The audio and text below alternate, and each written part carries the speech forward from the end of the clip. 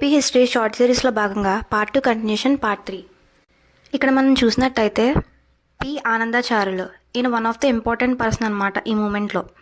ఈయన వైజయంతి అనే monthly news పేపర్ని స్టార్ట్ చేశాడనమాట. 1891 నాగ్పూర్లోని జరిగిన 7వ అఖిల భారత కాంగ్రెస్ మీటింగ్కి అధ్యక్షత కూడా వహించాడనమాట. 1885 ఐఎన్సీ ఫార్మేషన్ ఇయర్ మనందరికీ తెలిసిందే.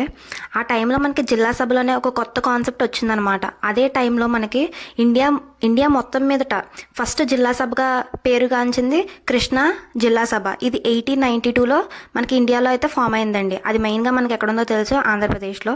దీనికి మెయిన్ లీడర్ వచ్చేసి రామస్వామి గుప్తా గారు. కృష్ణా జిల్లా సభలు చూసుకుంటే ఫస్ట్ సభ వచ్చి గుంటూరులో జరిగింది, అండ్ నెక్స్ట్ సభ వచ్చేసి మచిలీపట్నంలో జరిగింది, అండ్ థర్డ్ సభ వచ్చేసి ఏలూరులో జరిగింది.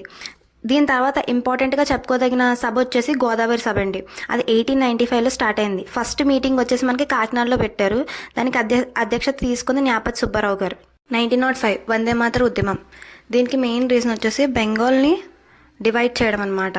లార్డ్ కర్జన్ బెంగాల్ని డివైడ్ చేస్తాడు 16th October 1905లో అనమాట. ఆంధ్ర వాళ్ళు ఎందుకు పార్టిసిపేట్ చేస్తారంటే ఒడియా మాట్లాడే వాళ్ళందరూ ఒక దిక్కుని చేర్చాలని చెప్పి గంజంలో కొన్ని డిస్ట్రిక్ట్స్ ని, నెక్స్ట్ విశాఖలోని ఏజెన్సీ ప్రాంతాన్ని అంతా తీసుకెళ్లి ఒడియాలో కలపాలని చెప్పేసి నిర్ణయిస్తారనమాట. దీనివల్ల ఆంధ్ర వాళ్ళందరూ లేదు ఇది మా ఏరియా, అలా చేయడానికి వీల్లేదని చెప్పి పెద్ద ఎత్తున ఉద్యమాలు చేస్తారు.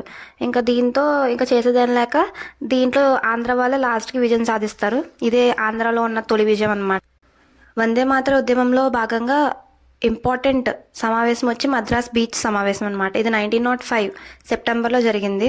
జి సుబ్రహ్మణ్య అయ్యర్ గారి అధ్యక్షతన జరిగిందనమాట. ఈయన్నే grand old man of India అని కూడా పిలుస్తారు. ఈ సందర్భంగా తమిళ కవి అయిన సుబ్రహ్మణ్య భారతి గారు కొన్ని పద్యాలు పాడి ప్రజలను ఉత్సాహపరిచారు. ఈ టైంలో famous song Vande Mataram song మనందరికీ తెలిసిందే, బంకిం చంద్ర చటర్జీ గారు రాశారు. లార్డ్ కర్జన్ 16th October 1905లో బెంగాల్ పార్టీషన్ అయితే చేస్తాడు. దీన్నే బ్లాక్ డేగా నిరసన దినంగా ప్రకటించారనమాట. ప్రజలు పాదరక్షలు లేకుండా వీధుల్లో తిరిగి అక్కడ దగ్గరలో ఉన్న నదుల్లో స్నానం చేసి బయటకు వచ్చి అందరూ కలిసి ఉంటాము, మీరు విడగొట్టిన మమ్మల్ని ఏం చేయలేరని చెప్పడానికి గుర్తుగా రాఖీలు ఉత్సవాలు చేసుకుంటారు అనమాట. అందరూ కలిసి మేము ఉన్నాము అని చెప్పేసి చెప్పడానికి. అంతేకాకుండా విదేశీ వస్తువుల్ని ఇంకా బహిష్కరిస్తున్నాము, ఇంకా వాటిని అసలు కొనము, మేమే స్వచ్ఛ చేసుకుంటాము, మేము చేసుకున్నాయి మేము వాడుకుంటామని చెప్పి స్వదేశీ మూవ్మెంట్ అనేది స్టార్ట్ అయింది.